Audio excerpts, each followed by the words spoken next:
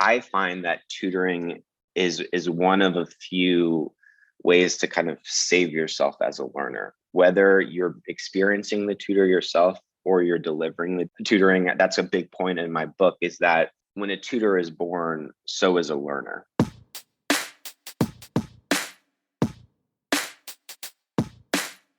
Helping an individual as a learner early on in their life is what is the recipe for genius, in my opinion.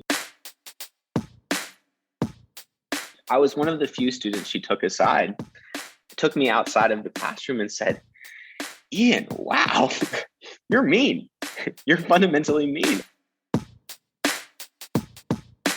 In my experience, tutoring is a form of education in which the more you invest, the more you get out of it, unlike school, which can be a black hole in terms of, investment.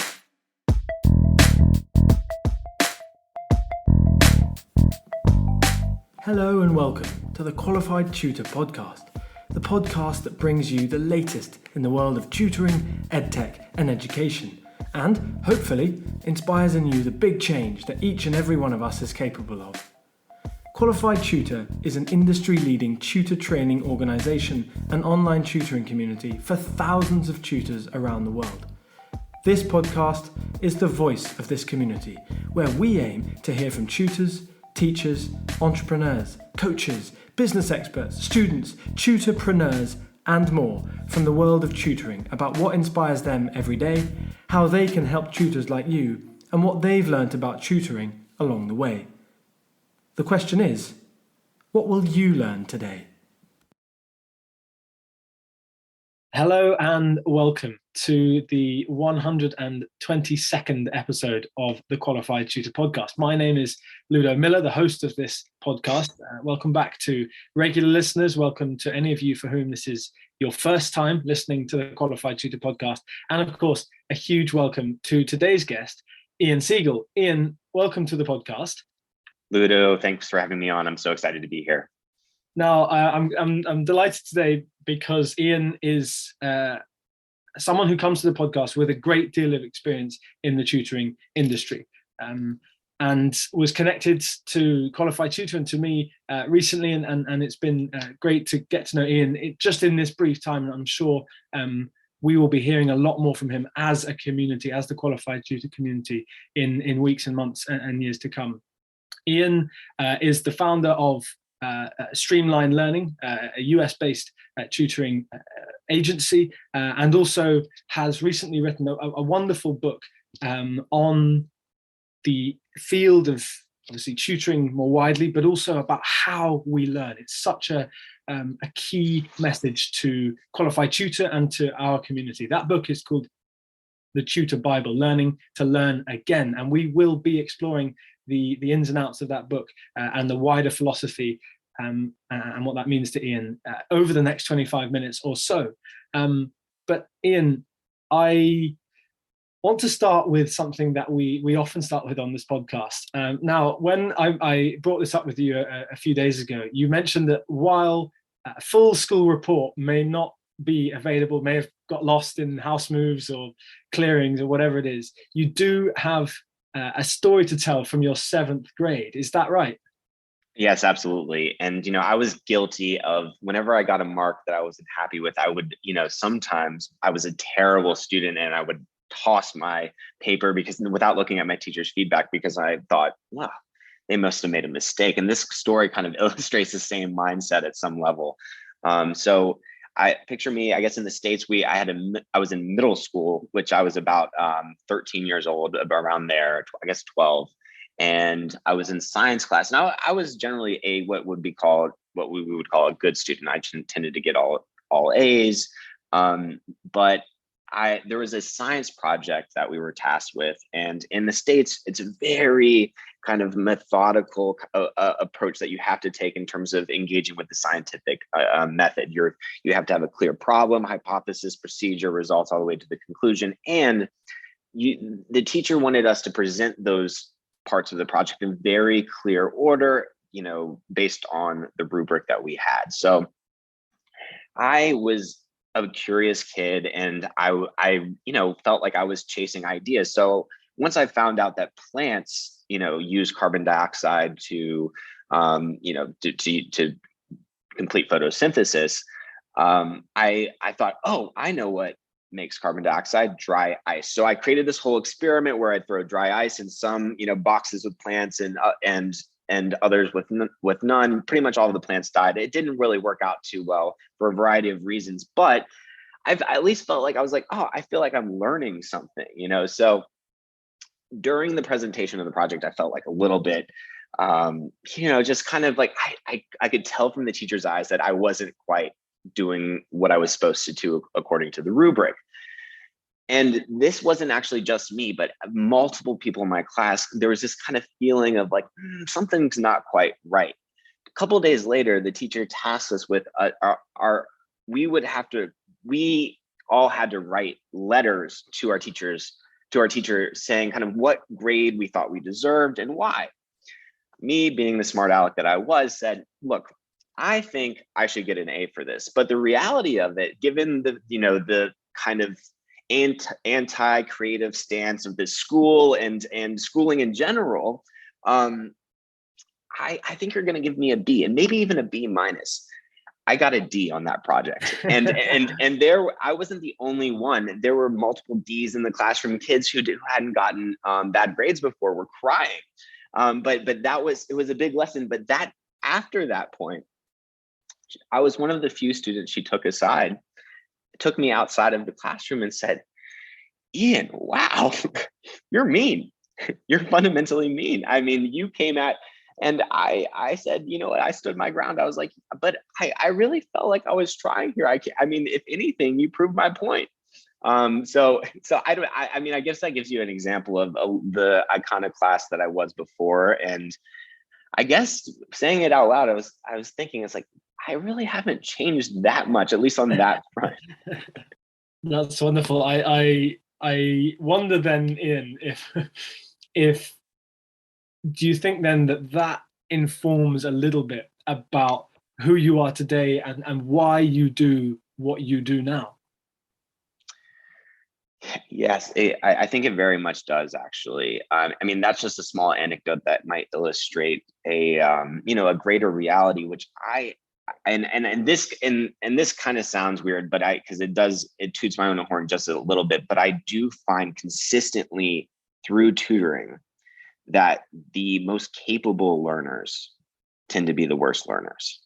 And I think that I was trying to be a good learner at that point, and I was fighting to do so.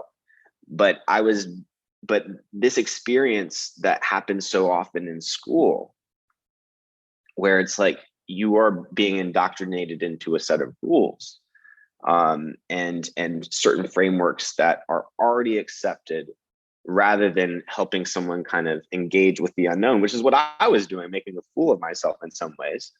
But I think that's really my why at the end of the day, is really investigating what are the factors that are leading to some of the most capable students trending to being the worst learners over the course of their lives. Not starting that way, being incredible learners, but I've been paying very close attention, using the vacuum of a tutoring session to kind of understand what are actually the variables that count, that affect someone's ability to learn, and how does what's the kind of calculus between someone's environment and their capacities that can create an incredible learner versus someone who's basically stuck and shut down. So how then is someone who is a very capable, intelligent learner, and therefore someone you say is can be a bad learner because of the way that their brain works? How does that play out when that learner becomes an educator like you? How do those people who have become tutors, how does that interplay work between being a capable, intelligent learner to being what kind of educator? So I find that tutoring is one of a few ways to kind of save yourself as a learner. whether you're experiencing the tutor yourself or you're delivering the tutoring. That's a big point in my book, is that when a tutor is born, so is a learner. And I find it very consistent that we can find, my business started off in Baltimore, where we're right next to Johns Hopkins, and we would pull very bright students who are just recently graduated from Hopkins to be kind of our primary staff. But I've consistently found that these students, although incredibly bright, were not good at interacting with the unknown. They were extremely good at proving what they already know. And so that kind of shift happens without kind of, if you're going to do tutoring right, the shift is inevitable, because you're finally in this one-on-one situation where what you don't know is obvious. It becomes incredibly obvious, and how you're unable to actually convey knowledge in a way that you're asking questions, thinking from the student's perspective, while kind of having mastery over what you need to have mastery over. Like, you can get away with that outside of tutoring, but that kind of, all those pieces of knowledge, deep knowledge of the student, deep knowledge of the subject at hand, it's kind of inescapable. And tutoring holds the very valuable function of helping you integrate, which is what everyone's missing in school. Is school gets you to conscious awareness, but I noticed that you went to Oxford and you got to experience the tutorial, and I think that's the missing piece for so many students, is that having an expert kind of put you on the spot, ask you 100 critical thinking questions, or get you to defend what you think, and really using that to neurologically kind of integrate, so that it becomes part of you, part of your conscious prediction of the outside world, and which fundamentally reframes kind of the possibilities of your life, which is like never actually happens for the vast majority of students. And then they kind of judge themselves within that very narrow framework, which is really unfortunate, because it's just like people aren't really changing. And just like the institution of school hasn't changed very much, which is, to me, a really scary idea, given how much everything else has changed. I think that topic is so important, about how what happens when very bright students, learners, grow up and become adults and become educators, and how they're able to relate to learners. I think certainly something that myself and my university friends talked about was how we found, when some of us went into tutoring, we were less able to relate to learners who struggled, because it was less likely that during our school days we had struggled greatly on subjects, even if we had, on certain subjects. So I think that's an incredibly important topic. And actually, you were mentioning your book just there, Ian, and a fantastic book, highly relevant to our audience. I'd love to know more. Tell us why now is the time you've chosen to write and release the Tutor Bible, because it was released in just June this year. Is that right? That's right. Yeah, absolutely. Well, I think it's a two-part answer to that question. One is, externally, like, the environment today, at least in the States, is finally opening up to the possibility of tutoring at a wide scale, and kind of understanding that as a viable possibility, to the extent that Biden is rolling out this, multi-billion-dollar, 250,000 tutors are going to help change, the country, kind of all that, because there's a massive admission inherent in that plan, which is, this is better. And to me, it's like, I want to kind of go a couple steps further to say, like, well, why aren't we doing this all along? We're spending so much money on COVID relief. Like, this is what, if we put, in my experience, tutoring is a form of education in which the more you invest, the more you get out of it, unlike school, which can be a black hole in terms of, investment.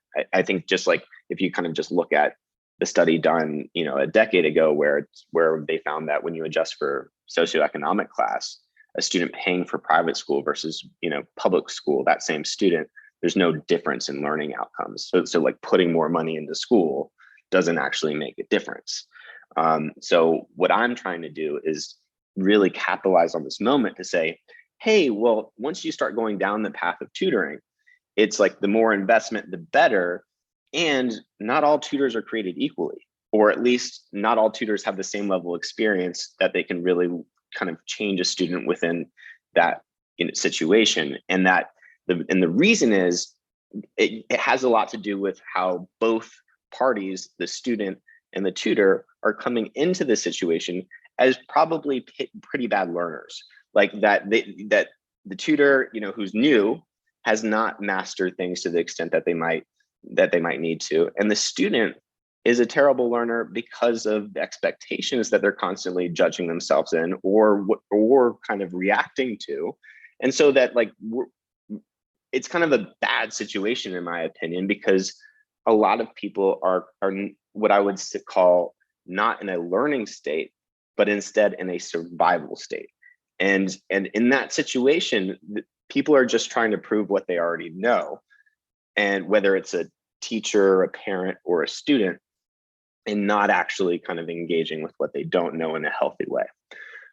So that's my, kind of analysis of the bigger challenge in kind of bringing tutoring in. And so I'm hoping that when people read the Tutor Bible, they'll realize kind of what the inherent problems are with school, and also realize that there's certain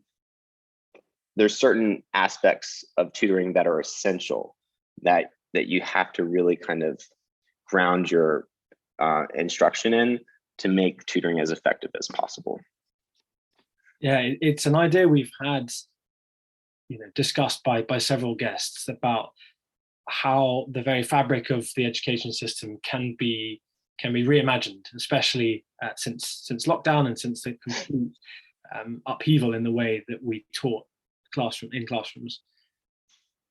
I want to ask you, Ian, because your book clearly demonstrates an ability to imagine differently in you, Ian. What should education look like to you in 2022? So I think that this is kind of like a Galileo moment in which we're kind of wrong. We're focusing on the wrong center of gravity in terms of education, and that tutoring could be really the kind of nexus of what we care about, as opposed to school as the school kind of, to me, comes later. Helping an individual as a learner early on in their life is what is the recipe for genius, in my opinion, because it's like helping you reorient your kind of engagement with the world at a time when your neurons are changing at 1,000,000 miles a second. So I feel like we should be shifting the entire education system to be based on tutoring, play, group projects, and adaptive technology. That the actual classroom could be more seminar style once students are better versions of themselves as learners.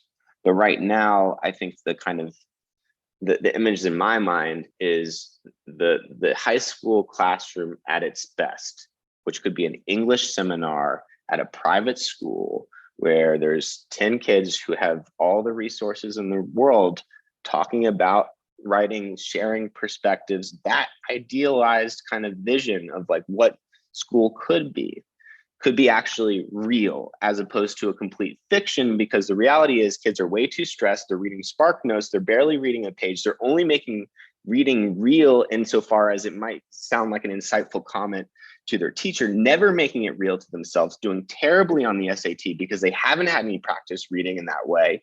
And then, and kind of like, and then that's it. I think it's just that we need to restructure it around an honest appraisal about the variables that count in education.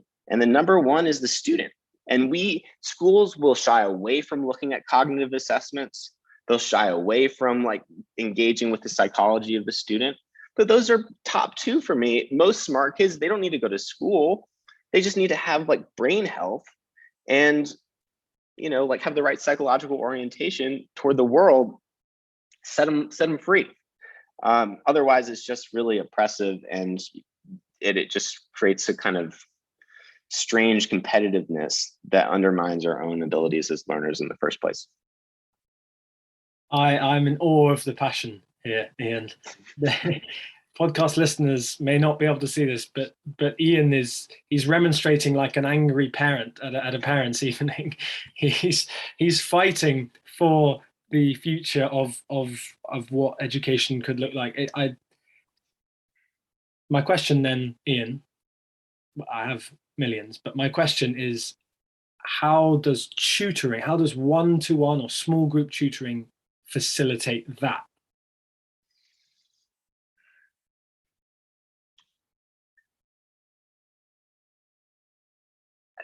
Tutoring, to me, needs to, number one, be grounded in the idea that it's an invitation, that learning is an invitation, that it's not a top-down, hey, this is what you need to know to survive in this world. And if you don't know it, you better watch out, because you might not be as successful as you want to be or not survive at all. It's instead saying, hey, you have a place here at the table in this world, and you're bringing something special to the table.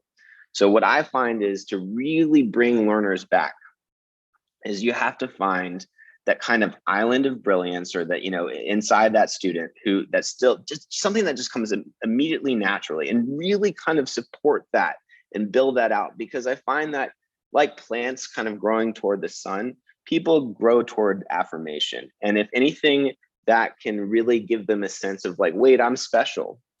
It gives you the chance to stop judging yourself constantly, worrying if I'm stacking up with everybody else, or some expectation I have for myself that might be subconsciously adopted from my parents, and actually focus on your development as a learner, and engage with the uncomfortable without using it as a kind of another reason to beat yourself up. And that's the biggest challenge most people face, because most people are kind of using the world as a source of affirmation, and kind of like in a way to be accepted, rather than thinking of learning as a means of accepting the world. And just getting that shift is really grounded in unconditional acceptance of the student, and an invitation, which to me really boils down to a question rather than a statement. And do you believe that what you're saying is realistic? Do you genuinely believe that is something that the education system can become? I think the biggest challenge is ourselves, and not any kind of logistical kind of reality. I find that people are in such survival states that they have the hardest time listening, especially in the education industry. And to me, that kind of illustrates how stressed the system is. It is, and so, like, when I come on and talk and say, hey, school is awful for smart kids, I really mean that. But and I'm trying to speak plain English, and I'm willing to reconcile my perspective with people who are defensively, saying no school, because I spent the past 30 years as a teacher. But it's like, at a certain level, my experience of school is it's teachers and students reaching over kind of the constraints and structure of something that fundamentally doesn't work, and doing amazing things anyway. And I just invite any teacher to participate in something where your brilliance as an instructor has a direct correlation with incredible impacts on the students that you work with. So it's like kind of really a matter of persuasion. How can I speak to something that subconsciously people know, and work around all those defenses that are keeping them surviving within the framework that they are? so that they can let go of that. But it's the same thing. It's a moment of learning, whether it's for the student on an individual level, or it's all of the educators out there who have their own specific stance on things, who are locked down in what they're doing. And, you know, what I call it, the get to the glass of wine at the end of the day kind of mindset that I think a lot of teachers might be in. Yep. And might be in after this very conversation.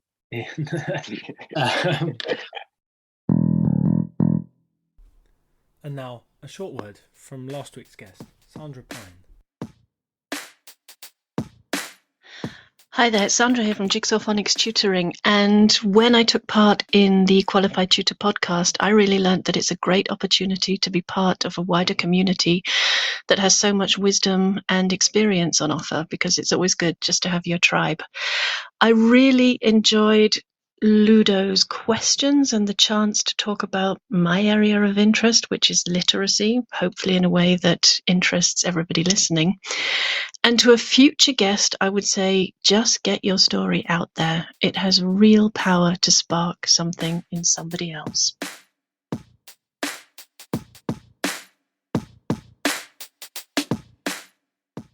Now, we must be mindful of our listeners' ability to their working memory, as it were. There's a lot to think about there, and for any educator who has visions for a better education system in the near, far future, wherever it is, there's a lot to contemplate there. We've stayed very high level thinking here, and I hope that our audience, our listeners, are able to get to know you, Ian, a little bit more over the coming weeks and months, however you are able to be involved further. So just before we bring this wonderful conversation in, which I've enjoyed very, very much, to a close, I'd like to ask, what's next for you? What's next for Ian Siegel?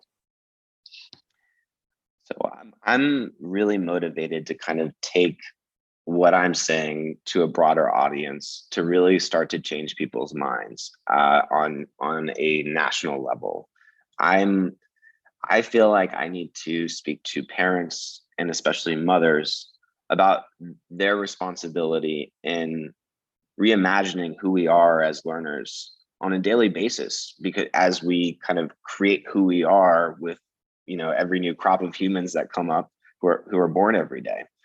And I think that starting there, because that's where I feel like we became learners as humans, really, it's through that mother-child relationship that we could really kind of rectify what we're doing now and reconcile it with kind of how we became incredible learners in the first place, and really kind of come back to that path.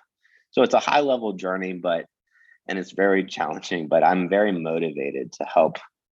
I just feel like there's a tragedy in education right now, just in how kids are spending their time, and the psychological impact that's happening. That's pretty devastating. So I want to kind of give, especially bright kids, the chance to be the best learners that they can again, and take full advantage of life by spreading this message on a national level, if not international. So I'm glad to be in the UK here.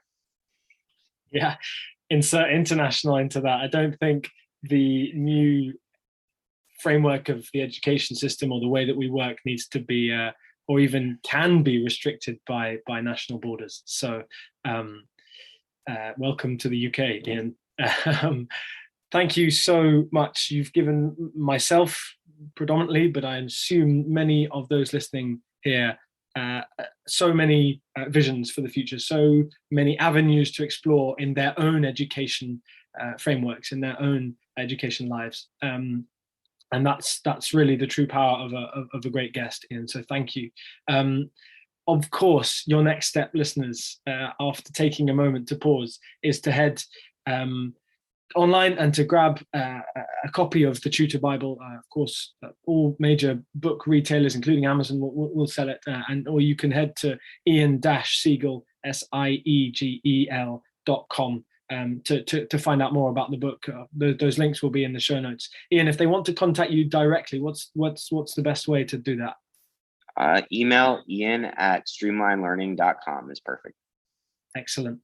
Ian, we hope to be bringing you into the conversation in our communities much more over the coming in the near future, over the coming weeks and months. As I said, it's great to invite you onto the podcast for the first time. I leave the door open for a second or a third visit onto this podcast if you so wish. But really, thank you very much. I hope you enjoyed speaking about what you do. I did, and absolutely would accept the invitation. So I appreciate it, Ludo. Okay. Cheerio then, Ian, and see you all next time. Bye. All right. Cheers.